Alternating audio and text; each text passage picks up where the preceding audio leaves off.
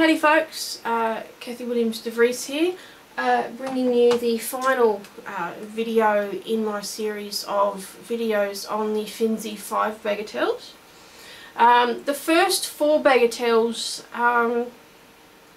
are about the same standard, probably about a grade 5 or 6 standard, AME-B, ABRSM or Trinity College. The Fughetta, I believe, is actually grade 8, although I seem to remember playing this when I was 13 for my local clarinet competition, which I won.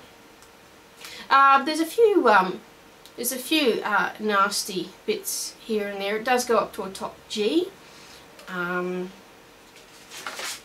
it goes through a couple of key changes as well. You're mainly in G major, and then at figure, then halfway between figures 3 and 4, it changes to E flat, and you have a couple of runs that you will need to work on slowly. And apart from that, it's a really fun piece. Fughetta, coming from, of course, fugue, where the melodic material starts in one instrument, gets picked up by the piano, then goes through a lot of variations. So let's get into it. In this particular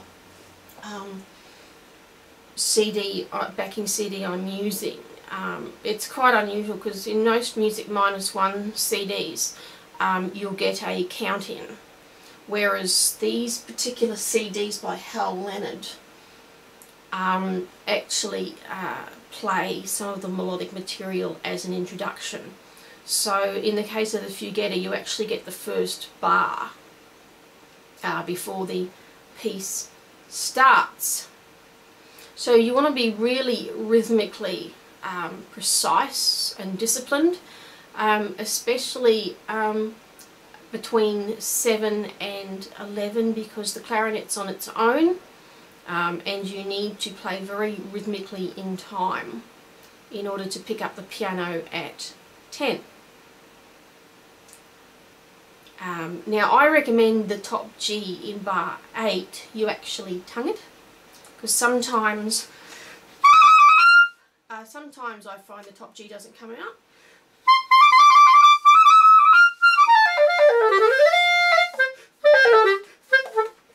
But that's up to you.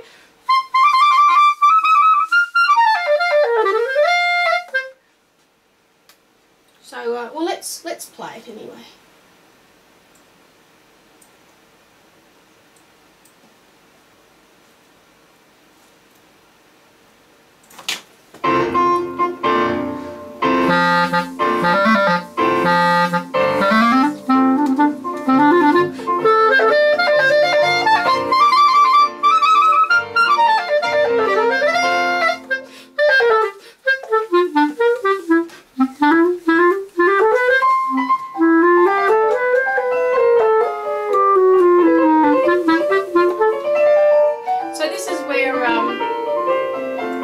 This is where we're coming into sort of playing around with the melodic material. I'll get out my trusty piano part. You should always, when you're learning a piece, have in mind the piano part. That's why I find these play-along CDs are absolutely brilliant, because you get to play along with the accompaniment sort of in your own time without having to bang an accompanist. And also there's software that allows you to speed up or slow down the accompaniment. So basically you're alone from 7 to 10, and you find that the piano comes in with the theme that you were playing at bar 7, but it's a 5th higher, which is generally what goes on in a fugue.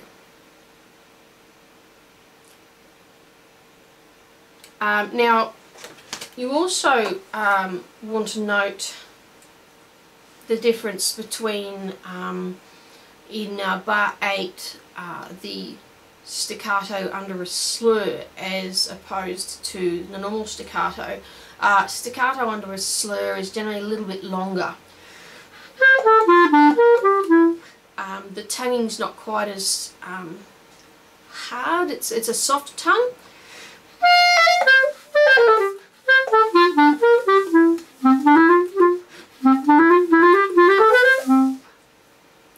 And also at 10, you come down to a piano, you really want to let the piano take over a little bit. I love in this piece how the clarinet and piano sort of play with each other and go in and out of and over and under each other.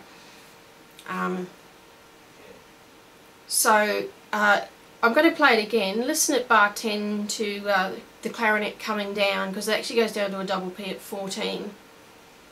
Let's have a listen to that.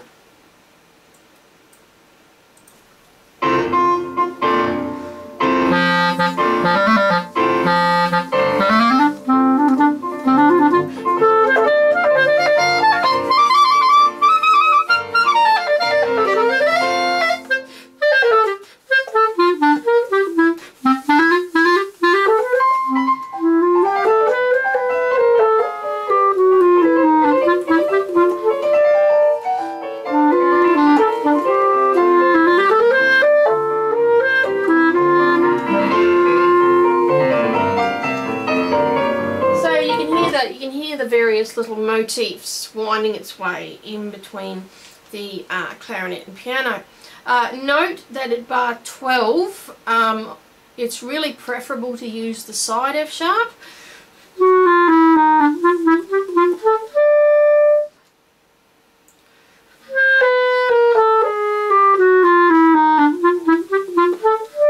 And also I would recommend that you use covered fingerings as much as possible.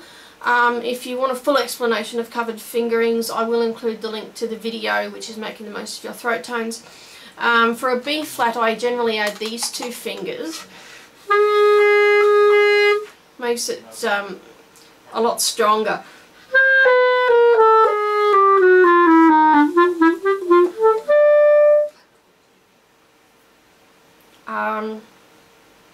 And also you come down to a double P at 14.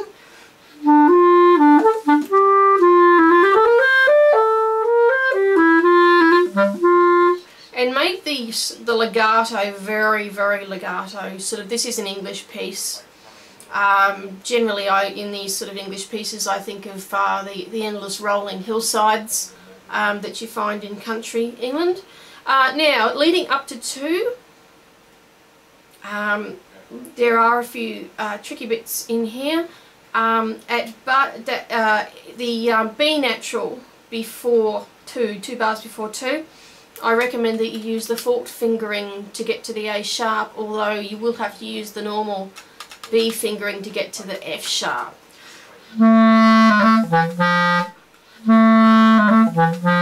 And now the next bit is really quite difficult between 2 and 3, because you're dealing with C sharps and Bs.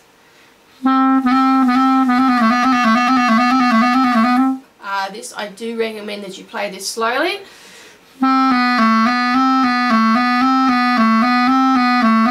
And gradually get it faster.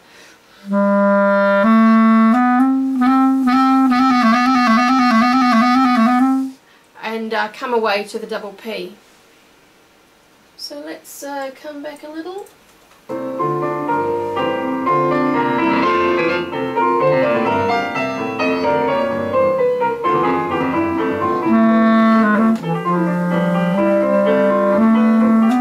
Hang on, let's go back to the beginning because I can't pick it up, unfortunately.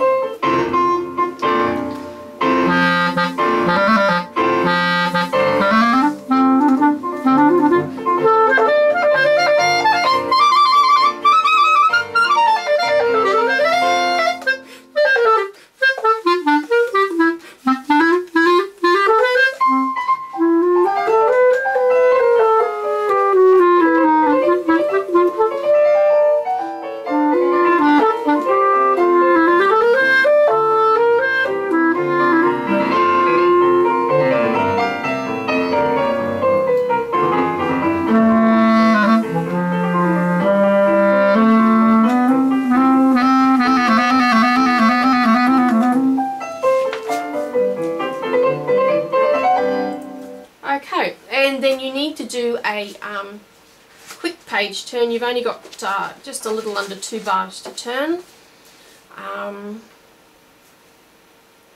And gets a little bit challenging after this. Again, you want to use the covered fingering, but you can't use it when you go down to the E. It's only for the throat tones. And again, we've got that staccato under a slur, so it's slightly detached but very legato tongue.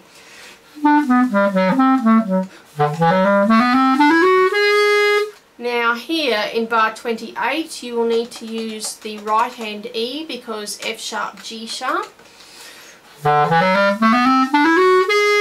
And again use the covered fingering for the A sharp. Makes it a little easier when you go to the B.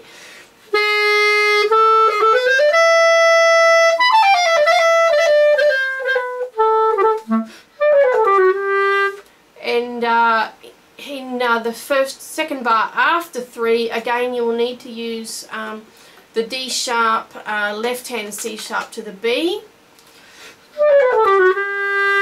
And also be aware of the dynamics. You're an MP, and now it's got you doing a slight crescendo on the rest. I don't know how that works, but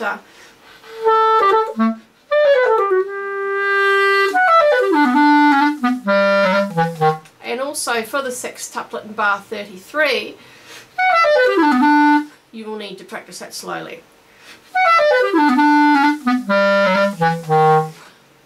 Now let's play that little bit.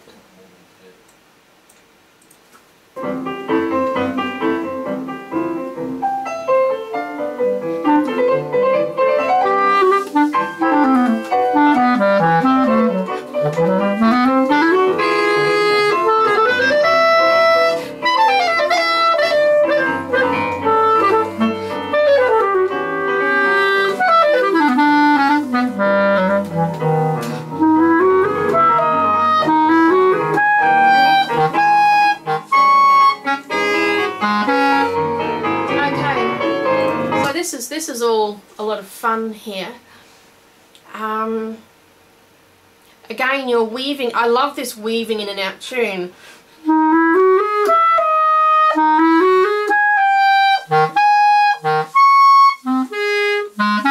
Now here with these wide leaps in bars 37 and 38, I would recommend that you use the long B flat. And the last F in bar 37, I would recommend that you use the left one so that you can get to the E flat, which I use this fingering, which is E, plus you half hole the ring finger. Let's see how I'm lifting it up. It's half holed, because if you leave it down it's too flat. So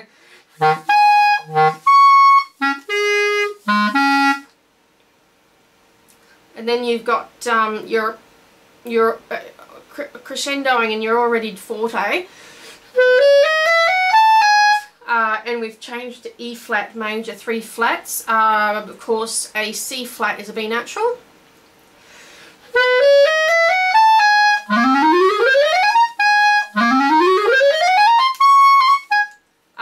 And you are helped at 4 by the poco allegando. Slow down there.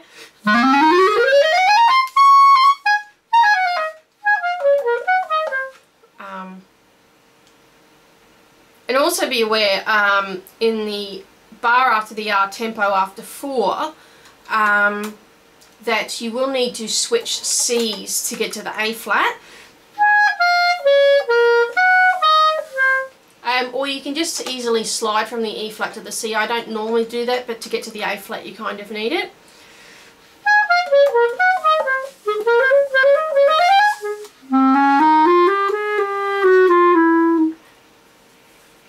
And I love the fragmentation of the motifs as well after 4.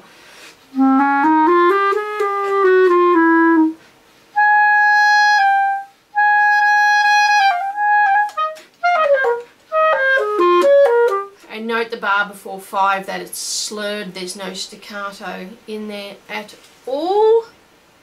Let's bring it back a little bit again.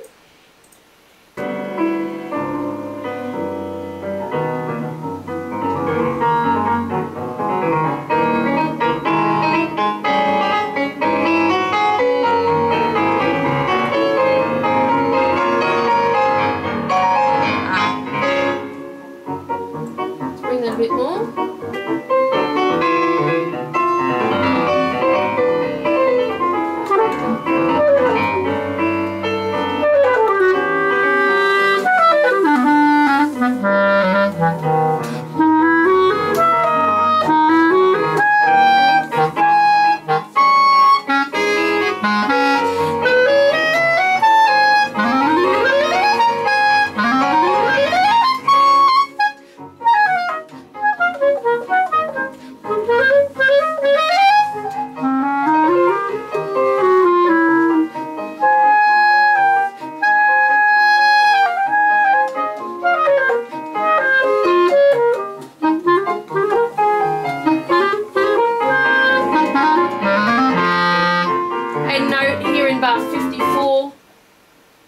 Note here in bar 54 we've come back to G major again.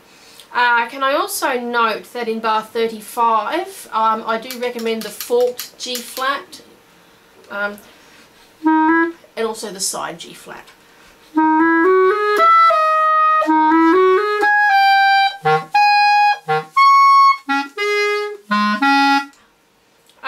Also in the runs up I recommend that you use the left hand E flat just to keep it in the one hand, though you will need to use the normal B flat because you're coming from an A flat.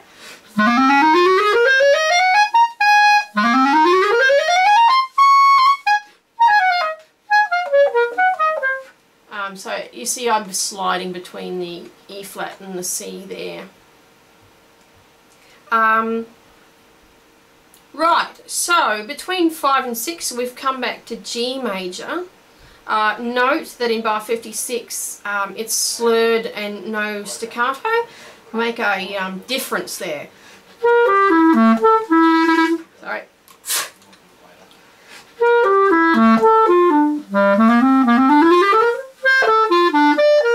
But note in 50 and 58 onwards that you've got tenuto marks.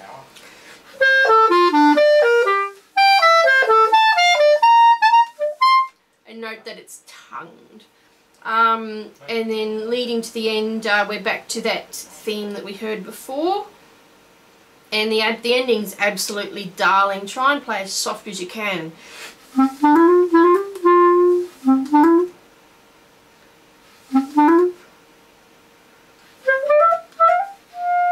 Soft as you can. So let's take it back a little.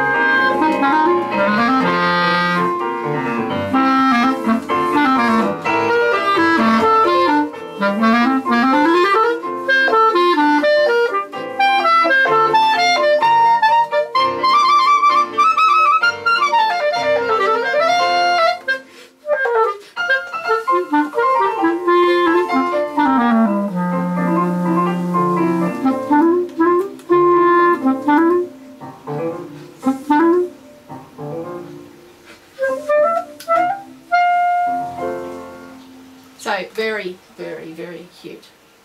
So